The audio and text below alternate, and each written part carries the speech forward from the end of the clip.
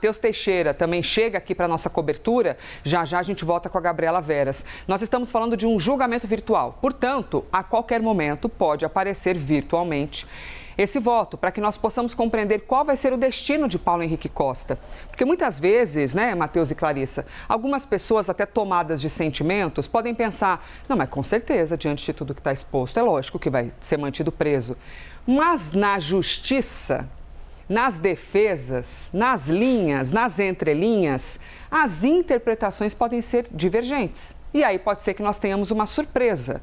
Caso ocorra um empate, por exemplo, no Supremo, como é que fica a situação do ex-presidente Paulo Henrique Costa, Matheus Teixeira? No caso de empate, favorece quem? Bem-vindo, Matheus. Bom dia, Elisa. Bom dia, Clarissa. Sextou, tudo de bom aí para vocês. Nossa, verdade, chegou a sexta-feira. Chegou a tão esperado, de olho no sábado. Mas a sexta vai longe ainda, porque esse julgamento, até o momento, não sabemos a posição do ministro Gilmar Mendes nem do ministro Cássio Nunes Marques. Fato é que no caso do julgamento de Daniel Vorcaro, Nunes Marques votou em apenas 50 minutos e dessa vez já se passam quase 48 horas e até agora o ministro não votou, o que desperta uma série de interpretações. Por que o ministro, que da outra vez foi tão convicto ao acompanhar o colega, dessa vez tem demorado, tem hesitado em votar?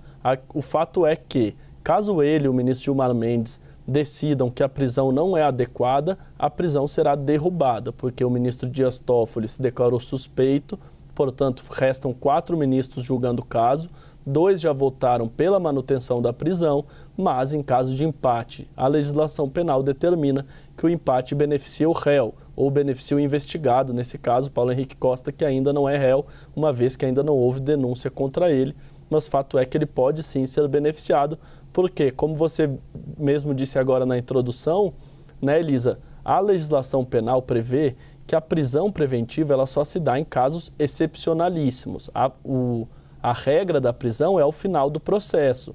Depois de ser condenado, a pessoa é presa pelos crimes que cometeu.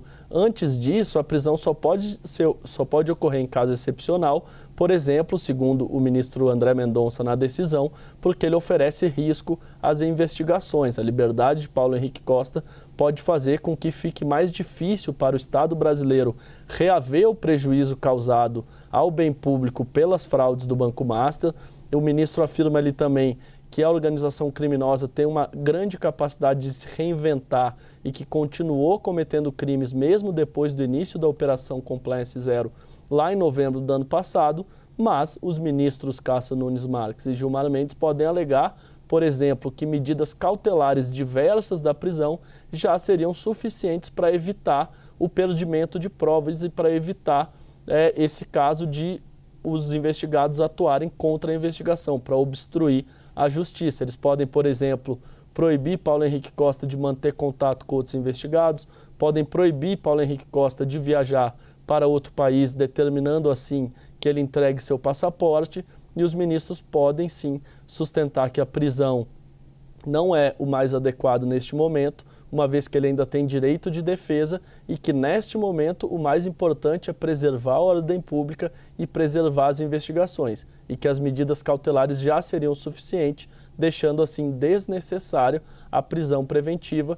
O ministro Gilmar Mendes mesmo, no caso da prisão de Daniel Vorcaro, ele acompanhou pela manutenção da prisão, mas fez uma série de ressalvas sobre o risco de o caso do Banco Master repetir a Lava Jato. Lava Jato essa que Gilmar era muito crítico e que lançou mão em diversos momentos da prisão preventiva e que, segundo Gilmar, as prisões preventivas alongadas da Lava Jato serviam, na verdade, para forçar delações premiadas, uma vez que, depois de preso, a delação pode acabar levando à soltura do investigado. Portanto, há espaço jurídico para que ele deixe a prisão, mas isso vai depender dos 2 votos que obrigatoriamente têm que ser incluídos no sistema até hoje à noite. Até hoje, 23h59. Clarissa. Clarissa e Elisa, desculpa. Maravilhoso, é isso. Vai falando o nome que daqui, para onde você jogar. Eu confundida com a Elisa, eu me sinto bonita. Não, eu me sinto toda elegante porque estamos hoje com um penteado que tá uma loucura, hein? Essa gola alta aqui, estamos uma chiqueza nesse jornal. Então, ô Matheus, o nome que você disser é tipo jogo de vôlei, onde jogar a bola a gente pega daqui. Matheus Teixeira falando então sobre todo esse cenário, né? A continuidade do julgamento, o prazo final. Tudo aquilo que pode acontecer, a expectativa diante da resposta desse resultado, porque tem um contexto tão grande de tudo isso. Primeiro porque a gente está falando de uma possibilidade, aí é a justiça que vai dizer, de uma relação não republicana entre executivos, lideranças de instituições, por quem você projeta um mínimo de transparência e responsabilidade com cargos importantes.